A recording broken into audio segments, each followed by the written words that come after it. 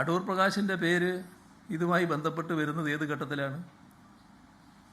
അടൂർ പ്രകാശ് ഇവിടെ അതുമായി ബന്ധപ്പെട്ട് പേരുകൾ വരുന്ന സന്ദർഭം ഒരു ചിത്രം വന്നപ്പോഴാണ്. ഞാൻ കഴിഞ്ഞ പത്രസമ്മേളനത്തിലാണെന്ന് തോന്നുന്നു അതിനെപ്പറ്റി പറഞ്ഞത്. അത് സോണിയാഗാന്ധിയും മറ്റ് രണ്ടുപേരും, പത്തനംതിട്ടയിൽ നിന്നുള്ള രണ്ടുപേര്, ഈ അടൂർ പ്രകാശും പിന്നെ അവിടുത്തെ പത്തനംതിട്ട MP-യും, ഇവരെല്ലാം കൂടിയുള്ള ഒരു ചിത്രമാണ് വന്നത്. ഈ സോണിയാഗാന്ധിയുടെ കൂടെ നിന്നവരാരാണ്? സോണിയാഗാന്ധിയുടെ കൂടെ നിന്നത് ഒന്ന്, ഇപ്പോൾ ഈ കേസിൽ ഏറ്റവും പ്രധാനപ്പെട്ട പ്രതിയായി വന്നിട്ടുള്ള പോറ്റിയെ കയറ്റിയെന്ന് പറഞ്ഞില്ലേ, ആ പോറ്റി ആദ്യം കയറിയത് അവിടെയാണ്, കേട്ടല്ലേ? അപ്പോൾ പോറ്റി ഒറ്റക്ക് അവിടെ ചെല്ലുകയല്ല,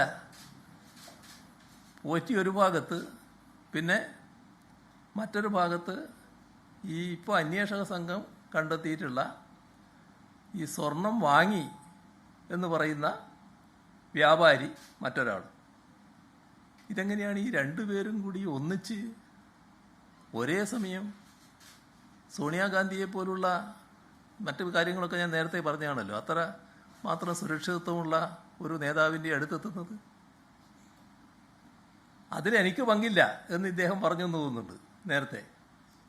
ഇപ്പോൾ ഈ മുഖ്യമന്ത്രിയുടെ ഓഫീസിന് നേരെ ആരോപണം ഉന്നയിച്ച വ്യക്തി ഞാനതിൽ പങ്കുള്ള ആളല്ല എന്ന് പറഞ്ഞു, എന്നെ വിളിച്ചിട്ട് പോയതാണ് എന്ന്. അങ്ങനെ വിളിച്ചാൽ പോകേണ്ട ആളാണോ അദ്ദേഹം? പോറ്റി വിളിച്ചാൽ പോകേണ്ട ആളാണോ അദ്ദേഹം? എങ്ങനെയാണ് ഇവരെല്ലാം കൂടി ഒന്നിച്ചെത്തിപ്പെട്ടത്? ഇതിനല്ലേ മറുപടി പറയേണ്ടത്? യഥാർത്ഥ പ്രശ്നം അതല്ലേ? എങ്ങനെയാണ് ഈ മഹാ തട്ടിപ്പുകാർക്ക് സോണിയാഗാന്ധിയെ പോലുള്ള അതിപ്രാധാന്യമുള്ള സുരക്ഷിതത്വം ഇന്ന് ഇന്ത്യയിൽ ലഭ്യമാകുന്ന ഒരു രാഷ്ട്രീയ നേതാവിൻ്റെ അടുത്തേക്ക് എത്തിപ്പെടാൻ കഴിഞ്ഞത്? അതിൽ ഇവരുടെ പങ്കെന്താണ്? അല്ലെങ്കിൽ ആരാണ് പങ്കുവഹിച്ചിട്ടുള്ളത്? അതിന് ഉത്തരവാദി? അതല്ലേ ആദ്യം വ്യക്തമാക്കേണ്ടത്. അതിന് മറുപടി പറയാൻ കഴിയാത്തപ്പോൾ പണ്ട് കുട്ടികൾ പറയാറില്ലേ, ഈ ഒന്നും പറയാനില്ല കൊഞ്ഞനം കുത്തുക, ആ ഒരു പരിപാടി സ്വീകരിക്കലാണോ വേണ്ടത്? എന്നാൽ പിന്നെ ഇരിക്കട്ടെ, മുഖ്യമന്ത്രിയുടെ ഓഫീസിന് നേരെ ഇരിക്കട്ടെ എന്ന് പറഞ്ഞ് അങ്ങനെ ചാർത്തി തന്നതുകൊണ്ട് ഞങ്ങൾക്കതിൻ്റെ ഉത്തരവാദിത്വം വരുമോ? അപ്പം ഞങ്ങൾക്കൊന്നേ പറയാനുള്ളൂ, ഞങ്ങൾക്കതിൽ ഈ അന്വേഷണം കൃത്യമായി നടക്കട്ടെ എന്ന നിലപാടേ ഉള്ളൂ. ഒരു ഘട്ടത്തിലും ഞങ്ങളതിനെ ഒരു തരത്തിലും തടസ്സപ്പെടുത്താൻ നിന്നിട്ടില്ല. ലോകത്തെവിടെയായാലും ഏത് സമയത്തും 24 വാർത്തകളും ഓഗ്മെന്റഡ് റിയാലിറ്റി പാക്കേജുകളും എക്സ്പ്ലെയിനറുകളും വിശദമായി കാണാൻ ഞങ്ങളുടെ യൂട്യൂബ് ചാനൽ നിങ്ങൾക്ക് സബ്സ്ക്രൈബ് ചെയ്യാം.